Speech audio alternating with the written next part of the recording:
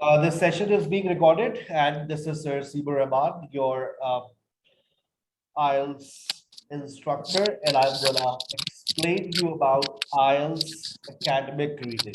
अगर बेटा आपको IELTS academic reading के अंदर 9 बैंड्स लेने हैं, जैसे गुज़िश्ता हमारे स्टूडेंट्स ले चुके, तो सर की एडवाइस पे अमल कर लो आज से ही अमल कर लो। ट्रांसक्रिप्ट भी मैं दे दूंगा, टेंशन नहीं लो बेटा। अब प्लान क्या है, उस प्लान को फॉलो करना है। हर नया पुराना बच्चा सुन ले, प्लान को फॉलो करना है जो आज प्लान बनाकर दे रहा हूं। फिर हम स्टार्ट करेंगे अपनी आइल्स एकेडमिक रीडिंग। प्लान को फॉलो करेंगे किस तरह से। जो नए बच्चे जो रेगुलर हैं, जिनका सेशन स्टार्ट हो चुके हैं, उनके लिए थोड़ा सा टफ टाइम है, और जिनके स्टार्ट होने वाले वो उनके पास थोड़ा टाइम है। लेकिन मैं आपके ग्रुप में शेयर करूंगा जनरल की रीडिंग का, जनरल रीडिंग सेक्शन 1। कितनी बुक्स है मेरे पास इसकी तकरीबन 6 बुक्स पढ़ाता हूं मैं। 6 बुक्स में 4 टेस्ट होते हैं, यानी 24 टेस्ट। मुझसे वादा करें कि सर सेक्शन 1 के 24 और सेक्शन 2 के 24 टेस्ट मैं वादा करती हूँ कि सर मैं सुन लूंगी 6 दिन के अंदर। 6 डेज टाइम नहीं है तुम लोगों के पास, you don't have time. Sir इससे क्या होगा, तो नहीं होगा। अगर हमने जनरल रीडिंग का सेक्शन 1 और सेक्शन 2 सुन लिया, अभी आप लिसनिंग अटेंड कर रहे थे ना, और आप कह रहे थे यार समझ ही नहीं आ रही, तो भाई रीडिंग भी समझ नहीं आएगी। क्यों? इंग्लिश में नहीं समझ आएगी। अभी आप देखिएगा, जब आप स्टार्ट लेंगे you will not understand it. Why? आपका रीडिंग स्किल भी बहुत कमजोर है, आप गोरे को सुनने के भी आदी नहीं है, तो फिर कैसे बात बनेगी? उसका सॉल्यूशन दे रहा हूं। क्या सॉल्यूशन दिया है? ये 2 गोलियां खानी है 6 दिन तक। सेक्शन 1 और सेक्शन 2 48 टेस्ट है सर, ये तो मतलब 48 टेस्ट क्या? इसका जो याद कराना है, how is it photo possible? Send की मैंने। How is it possible? How is it possible? Mics बंद रखिए बेटा अपने, जब सवाल करना हो तो हैंड रेस कर लीजिएगा। वो लोग हाथ हैंड रेस कर ले, सर मैं वादा करती हूँ, जो वादा कर रहे हैं, जिनको तैयारी करनी है इसकी, सर आप भेजे, हम शुरू करेंगे। हैंड रेस कर ले भाई। देखो, I know the right path of getting 8 bands, 7 bands, 9 bands. मुझे पता है रास्ता क्या है। अब मेरे रास्ते से चलो या अपनी मर्जी चला लो, हमें तो एकेडमिक के, हम तो एकेडमिक करेंगे। जाओ कर लो भाई, समझ ही नहीं आएगी तुम्हें, हम बता रहे हैं ना। अगर आपने सेक्शन 1 और सेक्शन 2 के टेस्ट 6 दिन में सुन लिए, तो आज जो मैं पढ़ा रहा हूं तुम देखना किस तरह से तुम्हारे दिमाग में बैठेगा। क्योंकि सेक्शन 1 और सेक्शन 2 स्टार्टर है आपके लिए, बहुत हलवा है। क्योंकि मेरा शेड्यूल ऐसा बना हुआ है कि आप लाइव सेशन जनरल रीडिंग के नहीं ले सकते, तो आपके ग्रुप में रिकॉर्डेड सेशन में शेयर करता हूं। मैंने 3 दिन अभी मंडे, ट्यूसडे, वेडनेसडे जनरल वालों को पढ़ाया है, और मैंने तीनों दिन की रिकॉर्डिंग शेयर की है, सुन लीजिएगा वो भी। और मेरे पास सारे रिकॉर्ड हुए हुए, सेक्शन 1, सेक्शन 2, 24 टेस्ट सारे रिकॉर्ड है। मैं आपको भेज दूंगा, आप सुनना शुरू कर दें। एकेडमिक वाले मुसीबत आसान कर दी, ठीक है। ये स्टार्टर है, आगे चलिए। अब हम शुरू करेंगे अपना। जब तुम लोग ये 6 दिन के बाद, आज 3 दिन तो अभी लेना पड़ेगा, समझ नहीं आएगी, लेकिन तुम लोग मेरे पास फिर कितने दिन बाद आओगे? आज है तुम्हारे पास, आज आपका है अल्लाह भला करे, हाँ तकरीबन 6 दिन बाद ही आओगे। अगर तुम लोग 6 दिन वो सुन लो, अगले सेशन में जब थर्सडे को बैठे हुए होगे, तुम लोग चेहरे पे मुस्कुराहट होगी, तुम्हें समझ आएगा, ठीक है। तो आज से प्रैक्टिस एकेडमिक की नहीं करना, आज से प्रैक्टिस किसकी करोगे? General reading section 1, section 2, 24 test, जितना सुन सकते हो सुन लो अगले थर्सडे तक। अगले थर्सडे से एकेडमिक रीडिंग की प्रैक्टिस की तरफ आओगे। आ गई बात समझ? जैसे कल मैं आपको कल की बात बता दूं, वो मैंने लेक्चर भी शेयर किया था, आप देख लीजिएगा, अपने गुनहगार कानों से सुन लीजिएगा। हमने आइल्स जनरल रीडिंग का सेक्शन 1 किया मंडे को, फिर सेक्शन 2 किया ट्यूसडे को। 14 और 16 मिनट की एवरेज होती है। मैंने दोनों सेक्शन 1 और सेक्शन 2 को 30 मिनट्स के अंदर सॉल्व करके दिखाया कि देखो ऐसे होता है, और जो सबसे बड़ा रिकॉर्ड बनाया वो 23 मिनट का। वो तीनों सेशंस मैंने शेयर किए थे ग्रुप में, जाकर लाजमी सुनने हैं, ठीक है। जब जब जनरल के लेक्चर शेयर हो वो लाजमी सुनेंगे आप लोग। अब हम आपकी बुक 11, 12, 13, 14 मेरे ख्याल से मैंने रिकॉर्ड की थी, मैं 15 से स्टार्ट लूंगा। 15 का टेस्ट सेक्शन 1 टेस्ट 1, फिर मैं 16 पे जाऊंगा, और फिर मैं 17 पे जाऊंगा, फिर वापस मैं 11 पे चला जाऊंगा, ठीक है। ये मेरी कुछ असल में रिकॉर्डिंग्स चल रही है, तो मैं उस हिसाब से चीजों को रिकॉर्ड कर रहा हूँ। अगर आपके पास बुक है तो आप बुक से भी देख सकते हैं, वरना आप उंगली भी रखिएगा ना अपने मोबाइल फोन पे, तो उसको बड़ा करेंगे तो ये बड़ा हो जाएगा, ठीक है ना। जैसे अगर आप इसको थोड़ा सा आप जूम करना चाहें तो ये जूम हो जाएगा, ठीक है। मैं अपनी स्क्रीन को मैंने इतना ही रखा हुआ है ताकि आप देख सकें। Let's start.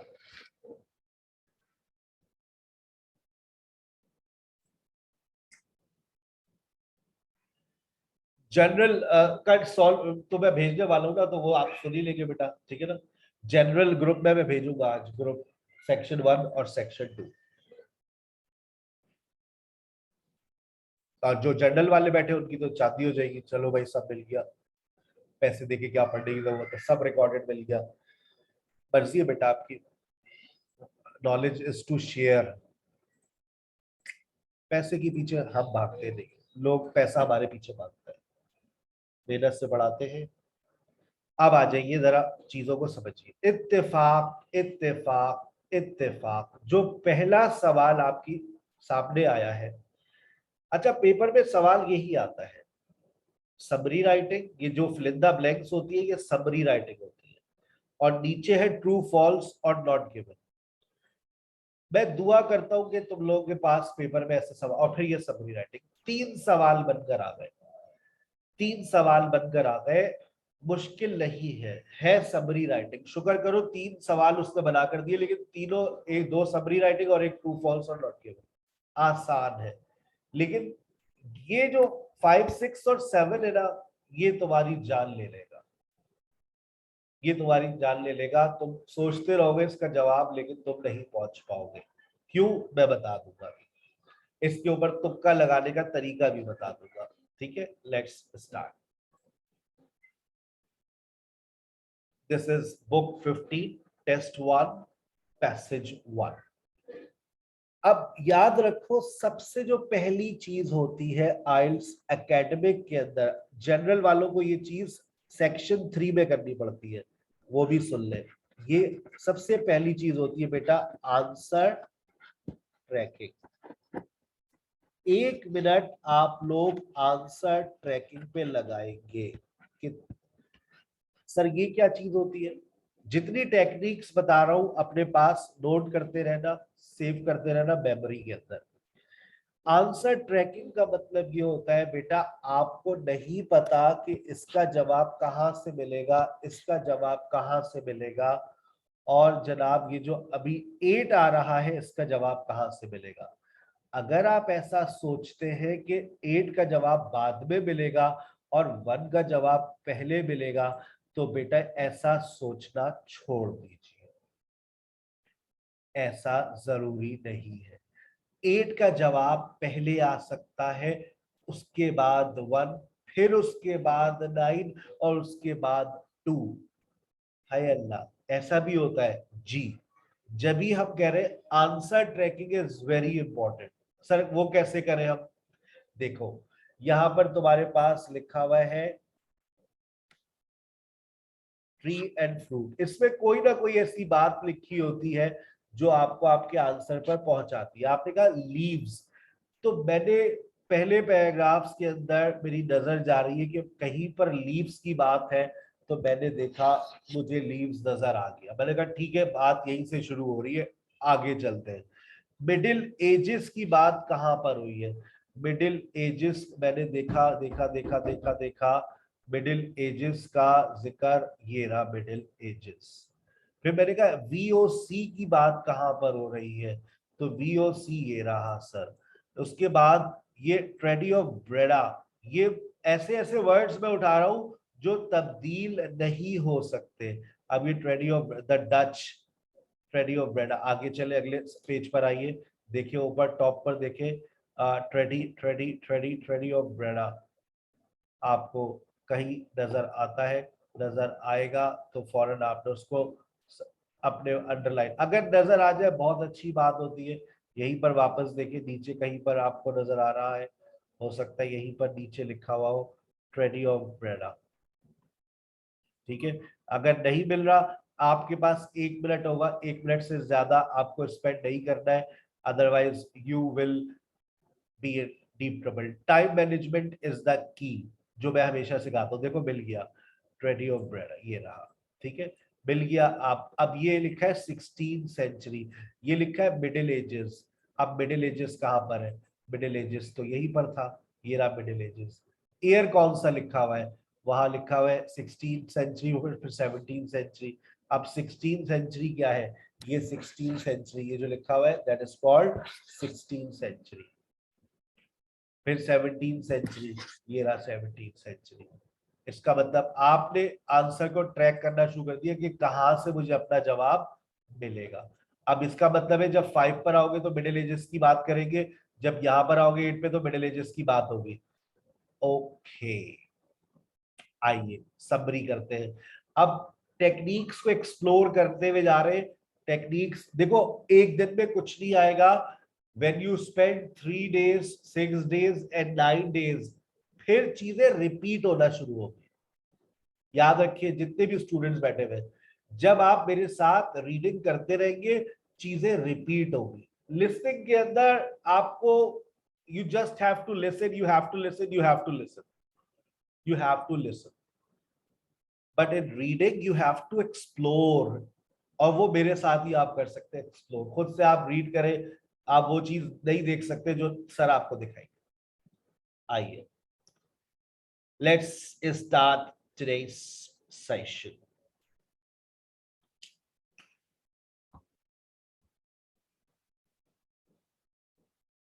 अब देखिए लिखा है the leaves of the trees are, यहां पर लिखा हुआ है आर, और लीव्स की बात हुई है और शेप की बात हुई है। अब देखो एक चीज याद करो, मुझे जवाब मत दो, मैं जो सिखा रहा हूं वो सीखो।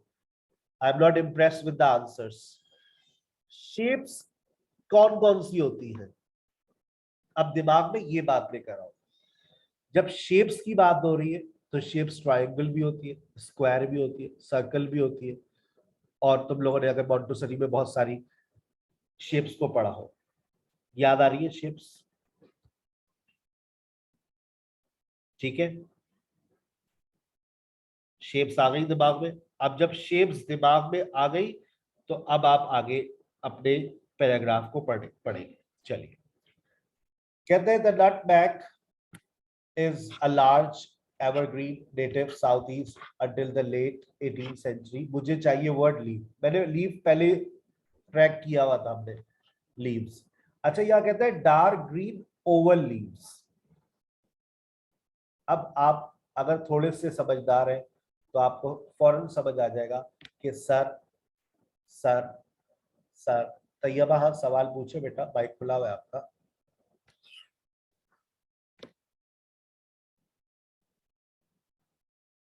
अच्छा माइक बंद है, वो आस्क क्वेश्चन। सर हमने पैराग्राफ को पूरा रीड करना है पहले या फिर क्वेश्चन के हिसाब देखो से जब हमने उसको समरी आती है ना, जब समरी आती है तो हमें एक टूल अप्लाई करते हैं, और तुम देखोगी मैं वही टूल अप्लाई कर रहा हूँ, स्कैनिंग। ये इत्तेफाक है कि ये आसान आपके लिए ज्यादा हो गया है क्योंकि इसमें ट्रू फॉल्स और नॉट गिवन कम है। जब ट्रू फॉल्स और नॉट गिवन पेपर में ज्यादा होते हैं, 7-8 आते हैं, तो फिर थॉरो रीडिंग करनी पड़ती है। लेकिन अभी हम थॉरो रीडिंग नहीं कर रहे। क्यों? हमें स्कैनिंग करनी है, हम अपने वर्ड्स को तलाश कर रहे हैं। लिखा हुआ है सराउंड्स। अब ये टेक्निक है कि यहाँ पर वर्ब लिखा हुआ है और एस, इसमें एस और ईएस फॉर्म लिखी हुई है। सराउंड्स का मतलब होता है cover up, surrounds the fruit. अब कोई या तो वर्ब लिखा हुआ होगा या फिर कोई ना कोई चीज ऐसी लिखी हुई होगी जो उसको सराउंड करती है। अब आप देखिए अगली लाइन में ही पढ़िए आप, कहता है the fruit is encased in a fleshy husk. अब आप जवाब क्या लिखेंगे? बहुत सारे स्टूडेंट जवाब लिख कर आए थे फ्रूट, बहुत सारे स्टूडेंट्स सवाल क्या लिखकर जवाब क्या लिखकर आ गए? फ्रूट। क्यों? The fruit surrounds the fruit है। आगे पढ़ लेते तो शायद तुम फौरन जवाब गलत हो जाता। भाई the fruit is encased, passive लिख कर दे दिया, in a fleshy husk. The dash surrounds the fruit. अब जवाब इसी में हस्क सर। ठीक है ना? Husk. And open the fruit, blah blah blah. The dash is used to produce the spice. अब the dash is used, अब ये जो word है ना, ये इसको देखो, ये वाला word आ गया। This husk is split into halves, running length, simple, round, shiny seed, 2 centimeter long, surrounded by a lacy red dash covering, called an aril. These are the source of 2 spices. These are the source of 2 spices. The dash is used to produce nutmeg, spicy nutmeg. अब ये देखें, अब ये इसने कहा है dash is the source of. अब these are the, अब ये कहां से आ रही है ये चीज? These are the, अब ये जो these है ये तुम्हें जवाब पे पहुंचना है, these पर पहुंचो। अब तुम्हें ये बदतमीजी करता है, देखो मैं पीछे जा रहा हूं। इसने कहा एरल, ठीक है, उसने कहा अलेसी और covering an aril. these are the, अब ये जो these are the source, लेकिन ये सोर्स आ कहां से रही है ये आपको बताना है, ये आपको बात समझनी है। Dash is used to produce spice nutmeg. अब आप अगर सोर्स को समझे तो वो सोर्स क्या है? सीड्स। The seed. अच्छा ये बात याद रखे, यहाँ इज लिखा हुआ है तो आपका जो आंसर होगा वो सिंगुलर में होगा। Seed is used to produce spice nutmeg, 2 spices nutmeg and mace. Covering known as aril is to produce dash। अब ये देखिए aril produce dash, क्या प्रोड्यूस कर रहा है जल्दी से बता दो। एक चीज तो आपके पास आ गई है, दूसरी क्या है? दूसरी क्या है? एक चीज तो आ गई ना, नटमैग। दूसरी क्या है? The covering known as aril is used to produce dash। Excellent answer. Chat में भी लिख सकते हैं, चिपका कर जवाब लिखे हुए होते हैं, ठीक है। अब आपकी समरी, आपने इसको निपटा दिया, 4 में से 4 आपको मिल गया।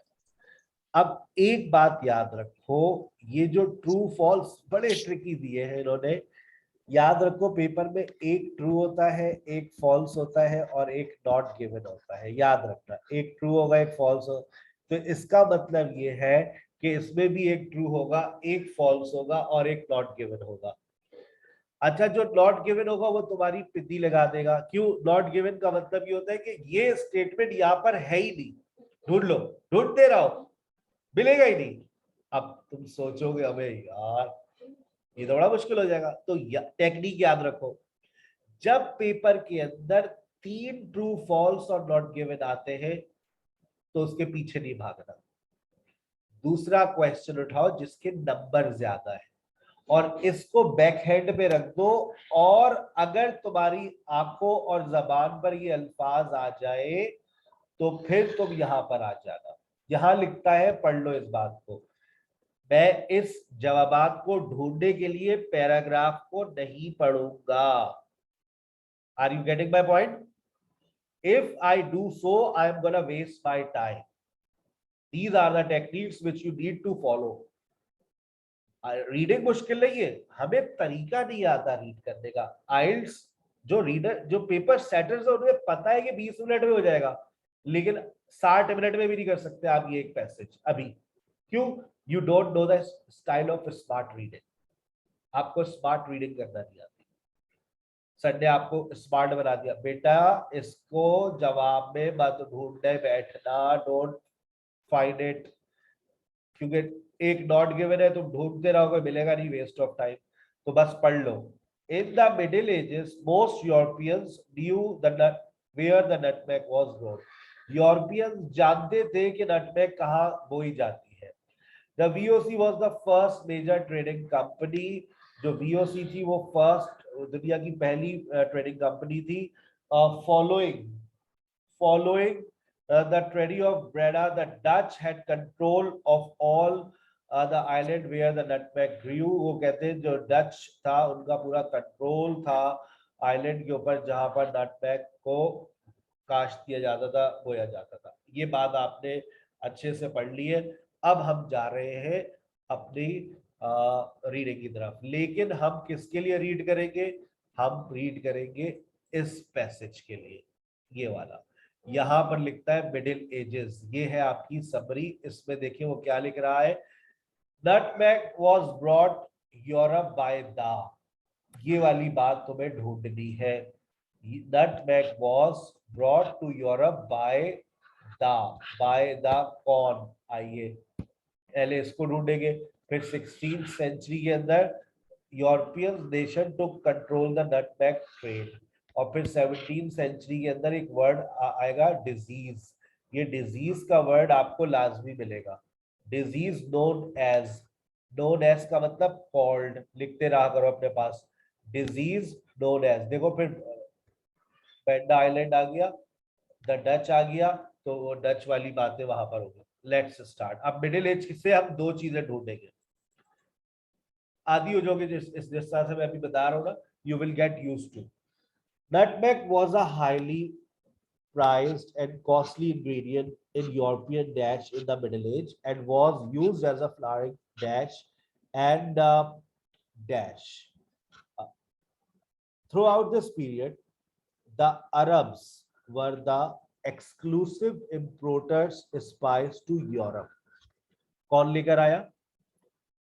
The Arabs were the exclusive importers of the spice to Europe. आपसे सवाल क्या पूछा गया था? Nutmeg was brought to Europe by the, देखो दा भी तुम्हें मिल गया। जब तुम्हें दा भी मिल गया, दा, ये this is the technique. Article और प्रेपोजिशन तुम्हें जवाब पर लेकर पहुंचते। पढ़ो दोबारा, देखो, the Arabs were the exclusive importers, importers समझते हो ना, of the spice to Europe. You get your answer, Arabs. Ab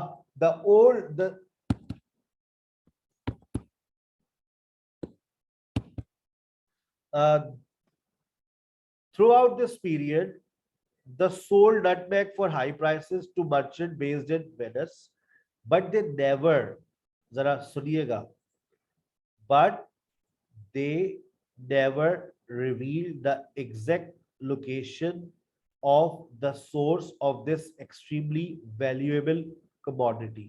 मैं आपसे एक सवाल कर रहा हूं, जवाब दीजिएगा। But they never, दे से मुराद क्या है यहाँ पर? दे से मुराद Sir, Arabs never revealed the location. उन्होंने कभी इस बात के बारे में किसी से जिक्र नहीं किया। अब तुम जरा अपना स्टेटमेंट पढ़ना, मिडिल एज के नीचे आपको जिक्र है। अब मुझे बताओ वो बात ट्रू है या फॉल्स है, जल्दी से बता दो। यूरोपियन जानते थे कि नटमैग कहाँ बोई जाती है, वहां क्या पढ़ा? I think false. फॉल्स है, बिकॉज अरब ने रिवील ही नहीं किया था। आ गई बात समझ? आई? चेहरे पे मुस्कुराहट आई? Yes, sir. फॉल्स। Hmm. अब एक जवाब नॉट गिवन होगा और एक ट्रू होगा, कंफर्म। अब कौन सा नॉट गिवन होगा, कौन सा ट्रू होगा, नहीं पता।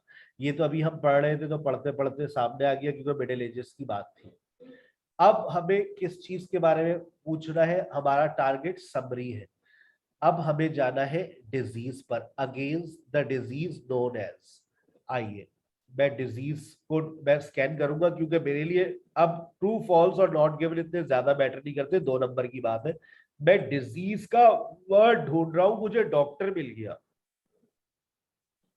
क्या आपको यहाँ पर डिजीज का वर्ड नजर आ रहा है? Yes, sir. अगर नजर आ रहा है तो यही 2 लाइन है जिसमें डॉक्टर भी है, डिजीज भी है। देखो, क्या तुम्हें कोई डिजीज भी नजर आ रहा है? Yes sir.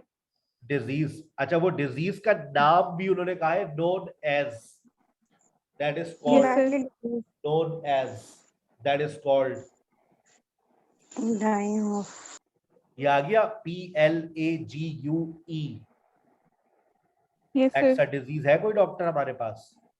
टाउन की बीमारी थी ना ये, 16वीं सदी में आई थी ना। Yes sir. VOC का भी जिक्र आ गया। VOC was the first world major trading company. लेकिन हमें अपना टारगेट मिल गया, हमने डिजीज का नाम बताना था और हमने डिजीज का नाम बता दिया, disease known as the dash. अब यहां लिखा हुआ है restricted nutmeg production to few areas. अब डच आपको कहां मिल रहे? Dutch Dutch Dutch Dutch Dutch Dutch, ये देखिए नीचे वहीं पर थे, Dutch Dutch Dutch Dutch Dutch Dutch Dutch Dutch नहीं, डच मर्चेंट फाउंडेड। यहाँ पर देखिए, ये डच मुझे थोड़े डच एंड बहुत, ब्रिटिश है। Yes sir. Dutch merchants founded VOC, Dutch east, Dutch doctors नहीं, यहाँ पर डच फाउंड देयर अपॉर्चुनिटीज नहीं नहीं, यहाँ पर है डच, यहाँ पर आ जाइए। बेंडा आइलैंड्स ऊपर देखिए, Benda islands, the Banda Island were ruled by local sultan who insisted on maintaining a neutral trading. ये that took control of the Banda Islands। मुझे ये चाहिए पहले, ये स्कैनिंग करने का तरीका है। Dutch went to work protecting their new investment. They concentrated on nutmeg production into a guarded few easily guarded areas and uprooting, destroying any trees outside, planting anyone caught growing a nutmeg seedling or carrying without proper authority was severely punished। अब देखिए लिखा हुआ है few areas, a few easily guarded areas, यहां पर आ गया production to a few areas, मिल गया, मिल गया। अब लिखा है पुट डैश, इन्होंने कोई चीज डाली और यहां लिखा हुआ है on. This is very important, this is very important. On आपको आपके जवाब पर ले आ सकता है। इन्होंने to avoid being cultivated outside the islands, यहीं पर मिलेगा आपको, देखिए। In addition all exported nutmeg was covered with lime. पहचानो अपने जवाब को। इन्होंने क्या डाल दिया उसके ऊपर? Lime. Lime. Lime, LIME, lime. Style देखो कैसे लिखा है, was covered with lime, put lime on nutmeg, island of dash, island of, finally obtained the island of dash from the British, from the British.